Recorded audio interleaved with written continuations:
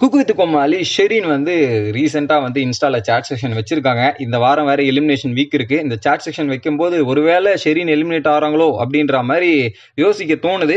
சரி, அதில் என்னென்னலாம் பேசினாங்க அப்படின்றத பார்க்கலாம். ஸோ குக் வித் கோமாளி பற்றி நீங்கள் என்ன நினைக்கிறீங்க அப்படின்னு கேட்டதுக்கு எக்ஸாஸ்டிங்காக இருக்குது, ரொம்ப டயர்டாக இருக்குது அப்படின்ற மாதிரி சொல்லியிருந்தாங்க. மேபி சான்ஸ் இருக்கும் போல அப்படின்ற மாதிரி தான் தோணுது.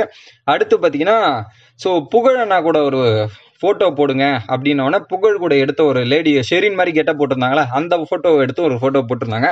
அடுத்து ஒரு கமெண்ட், ஸோ டோன்ட் அவாய்ட் புகழண்ணா யூஸ் இன்னசென்ட் அப்படின்ற மாதிரி சொல்லியிருந்தாங்க.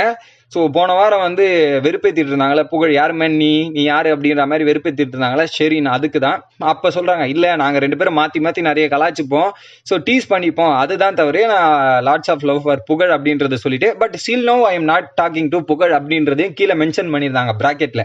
உடனே புகழ் அதை எடுத்து இல்லை எனக்கு புரியல அப்படின்ற மாதிரி ஒரு கமெண்ட் போட்டிருந்தாரு.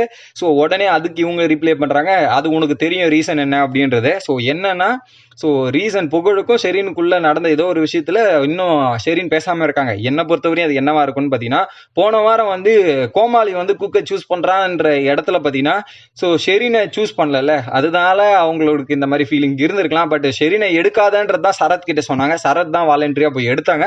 புகழ் மேல அந்த தப்பு இல்லை. பட் ஷெரீன் வந்து இந்த வாரம் பேசுவாங்கன்னு நான் நினைக்கிறேன். அடுத்து பார்த்தீங்கன்னா, உங்களை 100க்கு எவ்வளோ % நீங்கள் லவ் பண்ணுவீங்க அப்படின்னு கேட்டது 3000% நான் என் மேலேயே நான் லவ் பண்ணிக்கிறேன் அப்படின்றத சொல்லியிருந்தாங்க.